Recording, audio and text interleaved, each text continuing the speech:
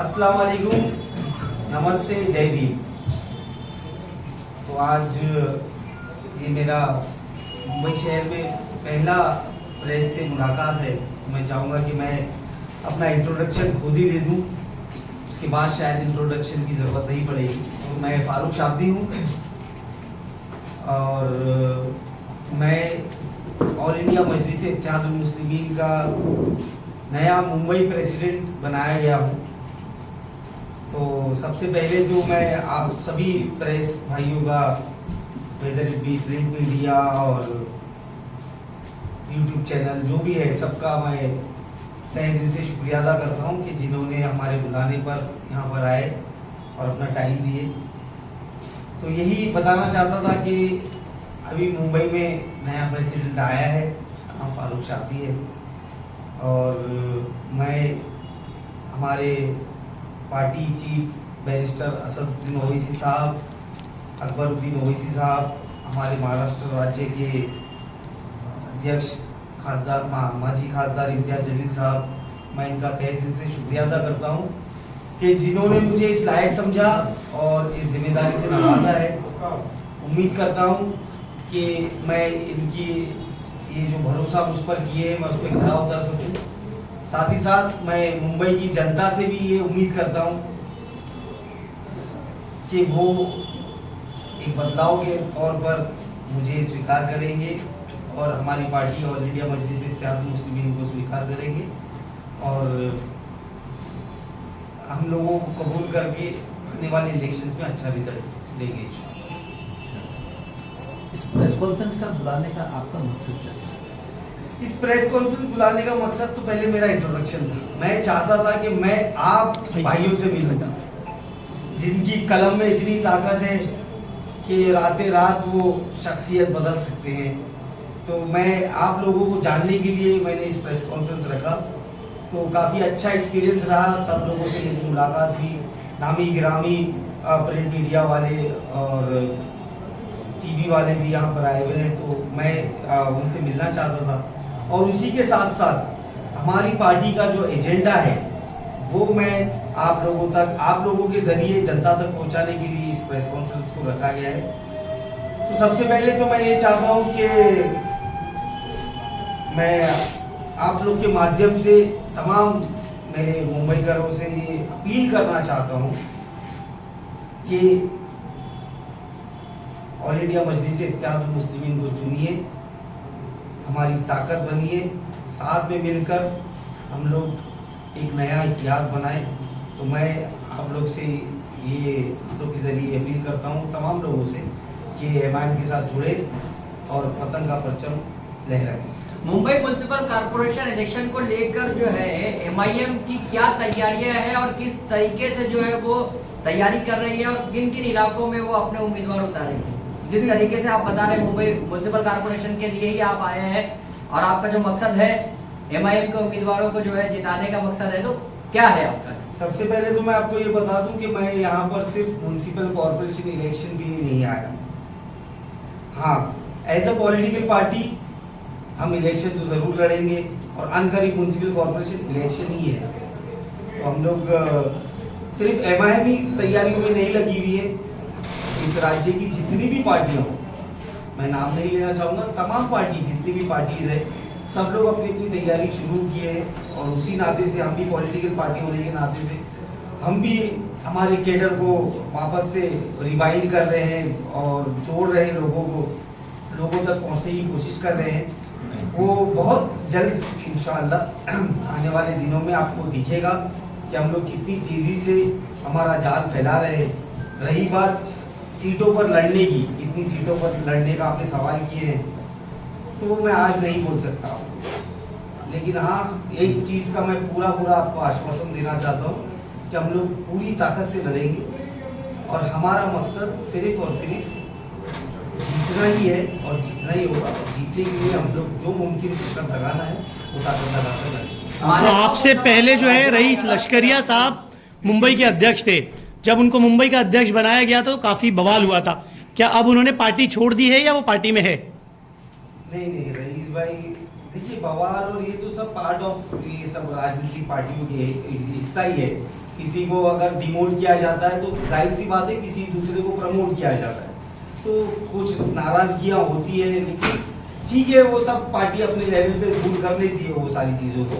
और जहाँ तक रईस भाई की बात है, हमारे जो एक्स अध्यक्ष हैं, उनसे ये पद संभालने से मैं जिस दिन ऑफिस पर आया पहला दिन, उसी दिन मैंने रईस भाई से बात किया था और रईस भाई ने खुद मुझे शुभकामनाएं दी थी और बोले थे कि वो मेरे साथ पार्टी के कामों में, हर काम में वो साथ देंगे और उनका एक्सपीरियंस भी मैंने बोला कि मुझे मेरे साथ शेयर करे ताकि आने वाले दिनों में मुझे भी आसानी हो। तो मुझे नहीं लगता कि रईस भाई नाराज हैं। आपने कॉर्पोरेशन इलेक्शन की बात करी, एमआईएम के 2 नगर सेवक हुआ करते थे, दोनों ही पार्टी में नहीं है। मुंबई में एक एमएलए हुआ करता था, वो भी अब नहीं है। तो किस तरीके से पार्टी का विस्तार करेंगे? आपके साथ जो एमएलए जो जीते हैं वो आप, कॉर्पोरेटर जो जीते वो आपके साथ है नहीं, और पार्टी का विस्तार पिछले 12-15 सालों से हुआ नहीं है। तो किस तरीके से पार्टी का विस्तार करेंगे आप? और जो नगर सेवक आपके दोनों जो जीते थे दोनों, वो आपके साथ पार्टी में नहीं है, और आप कॉर्पोरेशन इलेक्शन की बात करें। हाँ, बिल्कुल सही बात है आपकी। ये सारे चैलेंजेस है मुंबई में, इसीलिए शायद असद साहब ने मुझ पर भरोसा करके यहाँ पर फारूक शाब्दी को भेजे हैं। वो कैसे करेंगे वो मैं आपको नहीं बता सकता, कैसे करना है वो हम लोग का अंदर वॉर रूम है, उसमें तैयारियां हमारी चालू है।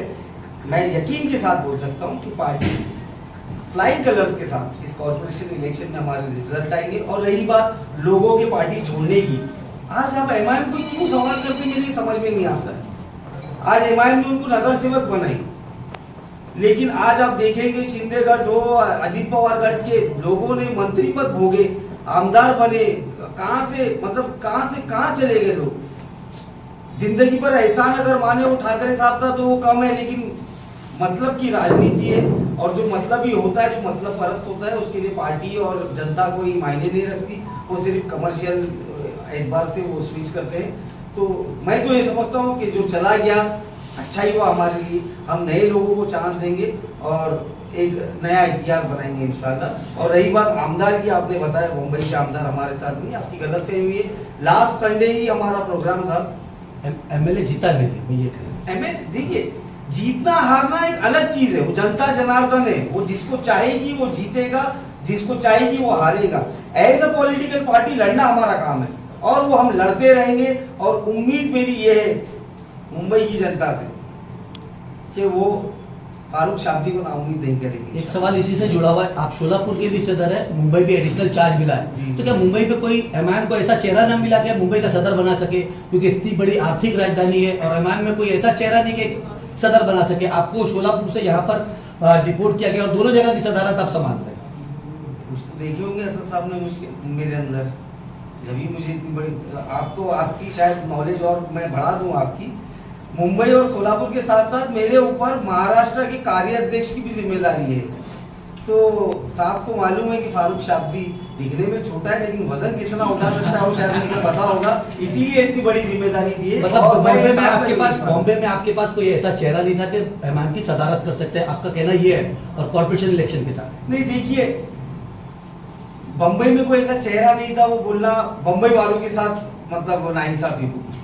बम्बई में बहुत एलिजिबल लोग हैं, लेकिन ये पार्टी आला कमान डिसाइड करती है किसको कहाँ देना है। और मेरा नाता बम्बई से कोई नया नहीं है, मैं भी, मेरा कारोबार वगैरह सारी चीज़ें मुंबई में ही है। मैं लकीली कामा एंड अल्बलेस हॉस्पिटल जो है उसी में पैदा हुआ हूँ, मेरी पैदाइश जो है बॉम्बे की है, तो मैं बम्बई के लिए नया नहीं हूँ। तो वही सब सारी चीज़ों को सोचते हुए सदर साहब ने मुझे जिम्मेदारी दी होंगे, और सदर साहब जो जिम्मेदारी मुझे देंगे वो और एडिशनल चार्ज मुझे दे, मैं वो भी लेने तैयार हूँ। और ये कहा जाता है कि जब चुनाव होता है तब एमआईएम नजर आती है, चुनाव के बाद एमआईएम नजर नहीं आती। आपके चाहे नगर सेवक जो चुनाव लड़ते हैं, चाहे एमएलए चुनाव लड़ते हैं, पार्टी में चुनाव लड़ने के बाद वो चेहरे दिखते नहीं है। ऐसा क्यों? क्योंकि पिछले 15 सालों से पार्टी यहाँ पर मुंबई में काम कर रही है, लेकिन कोई ऐसे चेहरे नहीं है जो एमएलए लड़े और कॉर्पोरेशन लड़े और आपके साथ हो। लास्ट इलेक्शन में 50 कॉर्पोरेटर नगर सेवक लड़े थे, लेकिन एक भी आपके साथ नहीं है। एमएलए लड़े, वो भी आपके साथ नहीं है। ऐसा क्यों? एमआईएम के साथ क्यों ऐसा? बदकिस्मती बोल दो हमारी, लेकिन शायद कहीं ना कहीं लैप्स ऑफ कैप्टनशिप भी बोल सकते हैं इसको। तो उसी को दूर करने के लिए मैं बार बार यही बोलूँगा कि शायद वो सारी गलतियों को सुधारने के लिए और सारी खामियों को सही करने के लिए हमारे सदर बैरिस्टर असद ओवैसी साहब ने ये जिम्मेदारी फारूक शाब्दी पर दी है। और जो भी खामियां थी, फारूक शाब्दी बड़ी जिम्मेदारी के साथ और कॉन्फिडेंट के साथ बोल रहा है कि सारी खामियों को दूर करेगा और पार्टी इलेक्शन हो या ना हो, आप लोगों के बीच में, जनता के बीच में जरूर देखिए। एमआईएम के आपके समर्थक शोलापुर के, उनका एक वीडियो बड़ा वायरल हो रहा है। उनका ऐसा इल्जाम है कि आपकी राजनीति को बर्बाद किया गया है, बंबई में लेकर आके इम्तियाज जलील ने आपको फंसाया है। ये वीडियो बड़ा वायरल है, उस बारे में आप क्या कहना चाहिए? क्योंकि शोलापुर से बंबई लेकर आना, हजार मुंह हजार बातें होती है, हम हर किसी की जबान नहीं पकड़ सकते, वो उनका पर्सनल व्यू होगा, तो वो उनकी सोच के मुताबिक वो बात कर रहे हैं। लेकिन जहाँ तक मैं जानता हूँ इम्तियाज जलील साहब को, हम सब पार्टी के हित में काम कर रहे हैं, पार्टी को बढ़ाने का काम कर रहे हैं, और उसी लिए फारूक साहब भी यहाँ पर आए हैं। फारूक भाई, सवाल आपसे, जैसा कि मुंबई की जो सीट है एमआईएम की, मुंबई प्रेसिडेंट की, इस पे जो भी बैठा गया है उसका देखिए हमने, उसका पॉलिटिकल करियर एंड हो गया, चाहे वो शाकिर पटनी हो, फैयाज अहमद हो या रईस हो, अब आपकी बारी।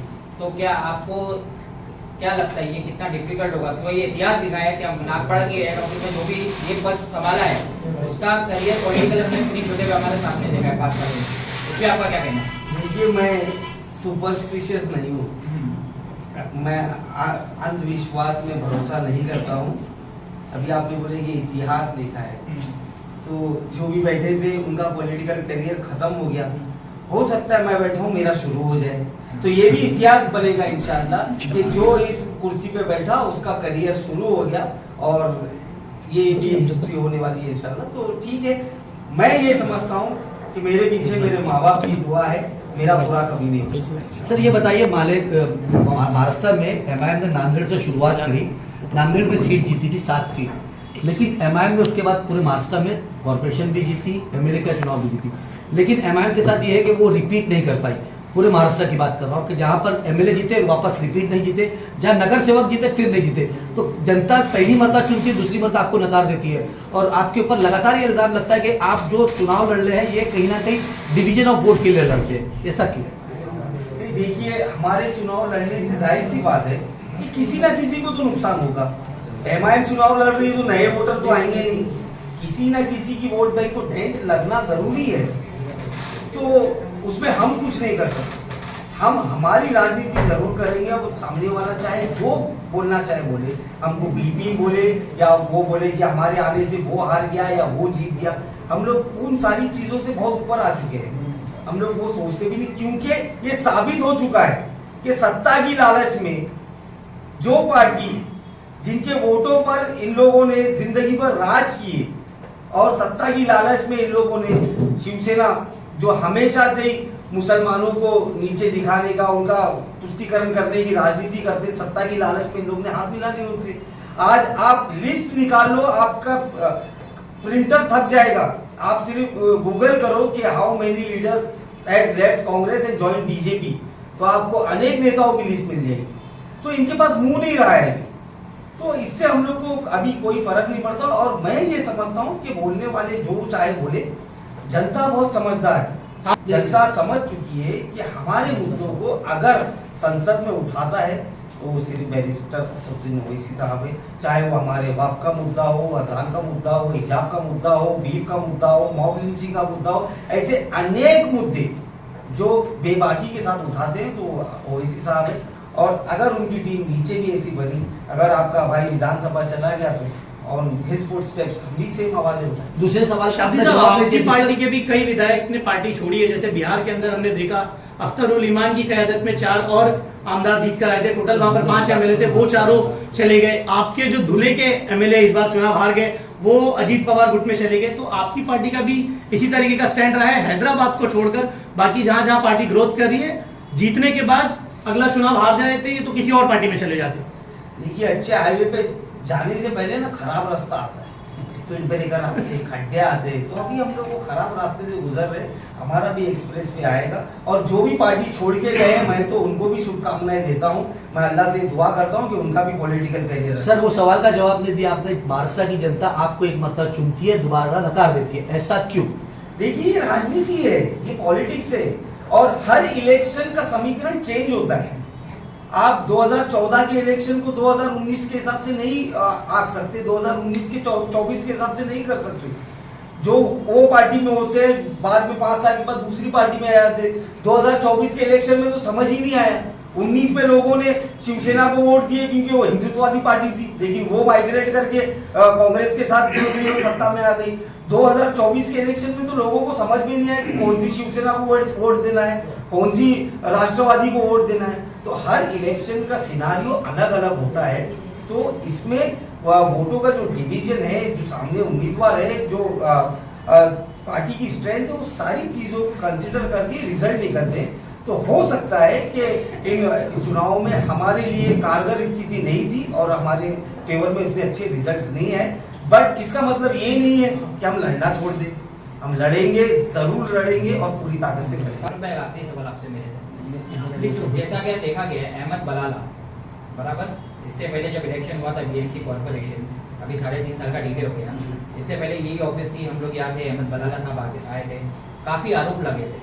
पहली बात तो ऑब्जर्वर होते हैं हैदराबाद से, इधर उनके आने के बाद इधर इनको जो टीम्स देते हैं, उनके जो करीबी माने जाते हैं, वो उनको क्या कौन सा ग्राउंड रिपोर्ट देते पता नहीं, या कई उम्मीदवार थे उस टाइम भी ऐसे आरोप लगे कि उनसे डिमांड की गई थी, किसी से 20 लाख, किसी से 25 लाख, ऐसे कुछ लोगों को मैं पर्सनली भी जानता हूँ जो खुद बोलते हैं कि आप हमसे पैसा मांगा गया था। तो ये बार भी अगर जैसा आप कमांड संभाल रहे हो, आपने कहा क्या हो सकता है कि एक बार आप इतिहास बदल दोगे, आप ये कुर्सी पे बैठे आप कुछ अलग करोगे, तो अगर हैदराबाद भी इंटरफियर करेगा, क्योंकि आप ग्राउंड पे मेहनत कर रहे हो, आप ज़्यादा जानते होगे कि कौन कितनी मेहनत कर रहा है या कौन लायक होगा कोई नहीं होगा, फिर उनके यहाँ से वो खास होते हैं जो हम बोलते हैं कि भाई इनके खास होते हैं यार एक अलग उसमें, तो वो यहाँ से मिसगाइड करते हैं, तो इस पर आपका कितना कंट्रोल होगा? नहीं, देखिए, सबसे पहले तो बलाला साहब पार्टी के वरिष्ठ लीडर हैं और वो एमएलए हैं तब किसी के, उनका आदर है और वो शायद मुंबई के ऑब्जर्वर भी वेलकम भी। लेकिन जैसे आपके आरोप आपने जो लोगों से सुने हो, उसमें कितनी सच्चाई है कितना झूठ है मुझे तो पता नहीं है। लेकिन मैं जब ज्वाइन किया हूँ ये पार्टी, तो मेरी पहली शर्त यही थी कि जीरो इंटरफियरेंस पॉलिसी अगर है तो फारूक शाब्दी ये होता नहीं। और साहब ने भी बोले कि पार्टी जो चलेगी एज पर प्रोटोकॉल चलेगी, वो फारूक शाब्दी का खास हो या बलाला साहब का खास हो, वो मायने नहीं रखता है। पार्टी लॉयल्टी के बेस पर वो कितना पुराना है, कितना काम का है, उसकी जीतने की ताकत क्या है, उसी को आधार बनाकर पार्टी टिकट देगी। और यहाँ पर ना फारूक शाब्दी की चलेगी, बलाला साहब को हम लोग जो भी है एज मुंबई प्रेसिडेंट मैं ही उनको प्रपोज करूंगा कि ये हमारे लोग हैं, उनको टिकट देना चाहिए और उम्मीद करता हूँ कि पार्टी इंसाफ करे। दोनों चुनाव में ये आरोप लगा आपके ऊपर, चाहे एमएलए का इलेक्शन हो चाहे कॉर्पोरेशन का इलेक्शन हो, पार्टी में पैसे देके टिकट मिलती है, दोनों चुनाव में आरोप लगा, क्या कहेंगे इसको? नहीं, देखिए, ये आरोप तो हर पार्टी के लिए लगता है। ये आरोप तो टिकट की बात है, पद देने के ऊपर भी आरोप लगता है। जो शिवसेना की वो लेडी थी, वो मैडम, वो बोले मर्सिडीज गाड़ी दो तो पद दे देती थी, वो ये सब नहीं, ये उम्मीद करें कि आपके दौर में अभी ये नहीं होगा। नहीं, फारूक भाई क्या होता था? बिल्कुल आप निश्चिंत रहे उस चीज के लिए कि फारूक शाब्दी यहाँ पर है, यहाँ पैसों का कोई काम नहीं। फारूक भाई दरअसल होता क्या था इससे पहले, अभी आपके आने से बाद क्या बदलाव होगा वो वक्त बताएगा, और इससे पहले देखा गया ऐसा क्या हेड ऑफिस ये होती थी, पर पूरा इलेक्शन के टाइम पे काम बलवास होटल में होता था। क्या बलवास होटल में इनके हेड आते थे, अहमद बलाला आते थे, वो कौन क्या किसकी सेटिंग से होता था, क्या होता था, पर ये आरोप नहीं है, मेरे पास एविडेंस हो गए जो मैं बता सकता हूँ कि आपको वहाँ मांगा गया पैसे, मैं इससे काफी लोग नाराज होकर इलेक्शन नहीं लड़े थे। मैं वही बोलना चाहूंगा जुनेद आपसे कि हम लोग बहुत रेस्टलेस हो रहे हैं, बहुत उतावले हो रहे हैं, हम लोग इलेक्शन तक रुक जाते हैं। मैं मुंह से नहीं बोलना चाहता, मैं करके दिखाऊंगा इंशाल्लाह। इसी ऑफिस में आप आकर इलेक्शन के टाइम मेरा इंटरव्यू दोगे और बोलोगे एक सवाल कि लास्ट। आपने जो बोले थे वैसे ही होगा। बहुत बहुत शुक्रिया। बम्बई की आवाम और मजलिस के चाहने वालों को एक आखिरी पैगाम। उसके बाद दूसरा देखिए, मुंबई की आवाम और मजलिस के चाहने वालों को बस मैं यही बोलना चाहूंगा कि मैं फारूक शाब्दी बहुत उम्मीद लेकर आप लोग के बीच आया। सर मालिक रुस्वा मत कीजिए, मैं इंशाल्लाह पूरी कोशिश करूंगा कि मुंबई की आवाम के साथ इंसाफ हो। आपके हक की लड़ाई लड़ने के लिए हम लोग 2 कदम आपसे आगे ही रहेंगे, हमेशा हम आपके साथ रहेंगे। बस मैं आप लोग से ये कहना चाहता हूँ, मेरे नौजवान भाइयों से स्पेशली, कि जमात के साथ जुड़िए और स्ट्रॉन्ग करिए जमात को।